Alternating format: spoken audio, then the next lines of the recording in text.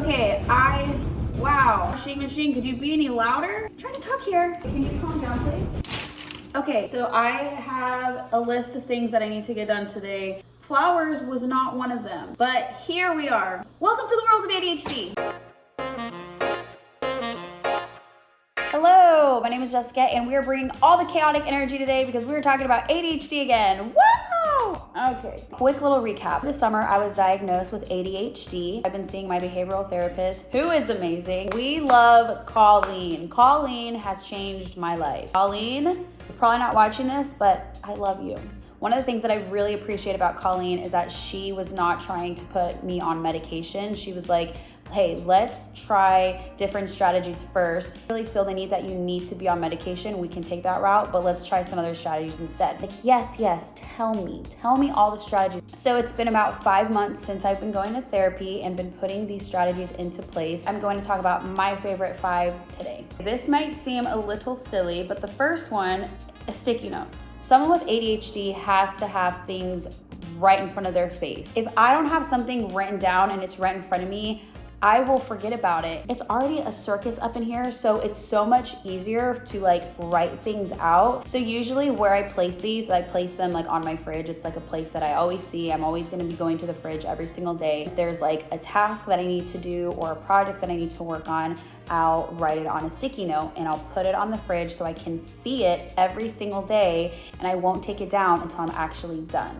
Think of it as like a to-do list, but you're writing each of those to-dos down on a sticky note. And there's something satisfying about taking that little sticky note and throwing it away. Right now, I only have 4 little stickies on the fridge, so I'm doing okay. Someone once told me that I was like Dory from Finding Nemo. I wasn't sure at the time about taking it as a compliment or not, but they're kind of right because I am a super forgetful person, and if I don't write it down, the chances of me forgetting are pretty high. We love sticky notes. Oh, I need to stop doing that. Okay, next tip, a whiteboard. One of the first sessions that I had my therapist, she was like, go out and get a whiteboard. You have all these things that you want to accomplish. Put everything that's in your head down on paper, or in this case, a whiteboard. So with an ADHD brain, there are constantly so many things going through your mind all the time. We have like 10 million different ideas, right? And so a lot of times we have so many ideas that are in our head, which in the end, sometimes we don't even accomplish those things because we just are so overwhelmed by everything that's going on. You've already got so many things going on up here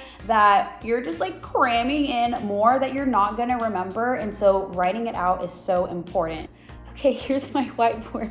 I don't want to show what's on here. Okay, duh, I can just flip it over, but you get the idea. So on my whiteboard, I have different goals sectioned off, right? And then different like bullet points for each of those goals. For example, I have photography is one of my like sections. I have different things bulleted on there that I like either need to do or I'm thinking about. For instance, like one of those things is like putting my pictures on Pinterest, which I've already done some of that, but I need to finish that. So maybe that's actually a sticky note that I put on my fridge. So it's just helpful because you have this big board where you can see all of your planning, all of your goals. It's super helpful, and yeah, you should go get a whiteboard. Okay, tip number 3, the 90-second pause. Someone with ADHD, it's gonna be really hard for you to meditate. I remember this counselor who I was seeing would send me these videos and say, hey, here are these 15-20 minute meditation videos I want you to practice. And I was like, really, lady? I'm about to fall asleep. So this is where the 90-second pause comes in. So what I'll usually do, I'll set a 90-second timer on my phone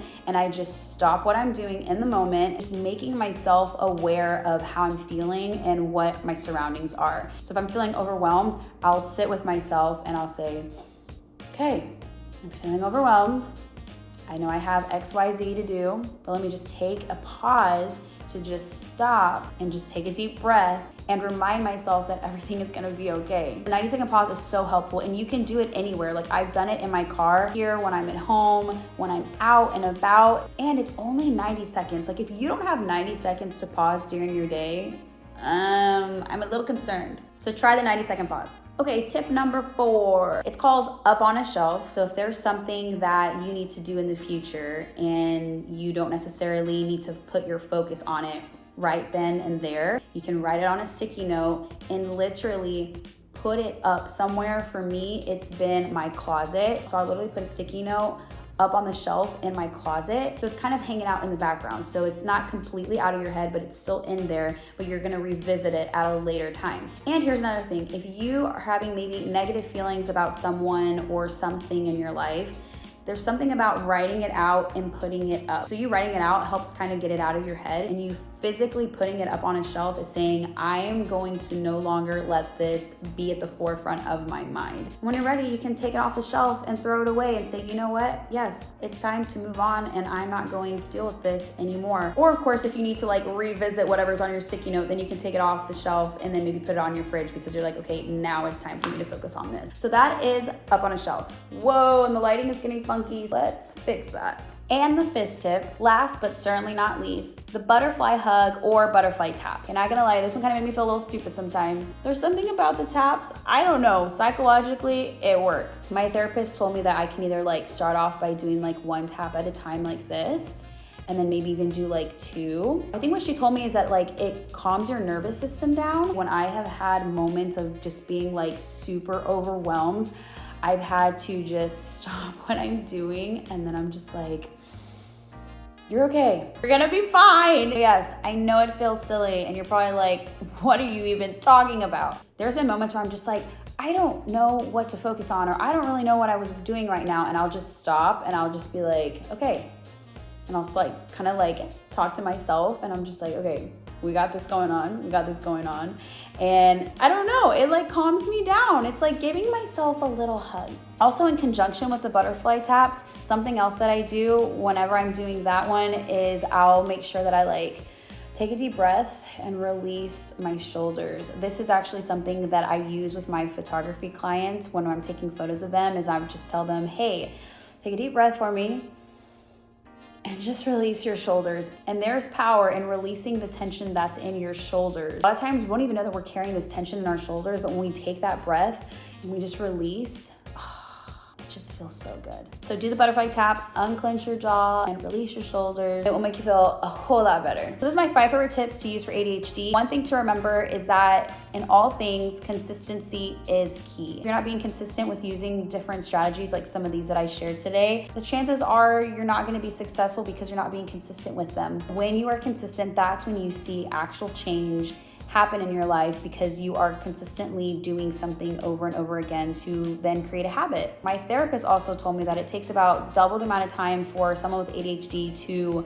consistently create a habit. But don't let that bring you down. That just means that we have to work a little bit harder to form the habits, which is why consistency is so important. I hope that these tips helped, and if you have any tips or strategies that you would like to share, please let me know and share in the comments, and we will connect soon. Bye!